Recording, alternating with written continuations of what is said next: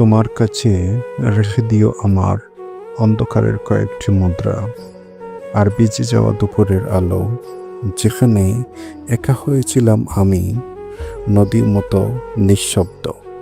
তোমার কাছে রেখে দিও আমার অসম্পূর্ণ গল্পের পাতা, যেখানে শেষ লাইনটা এখনো লেখা হয়নি, যেখানে প্রেম এসে দাঁড়ায় অর্ধেক রাতের মোমবাতির মতো।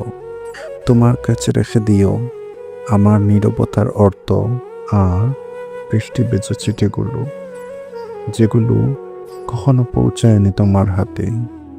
তোমার কাছে রেখে দিও আমার সমস্ত অসহ্য হালকাভাবে, আর সময়ের বাজে লুকিয়ে থাকা অপ্রকাশিত একটি নাম।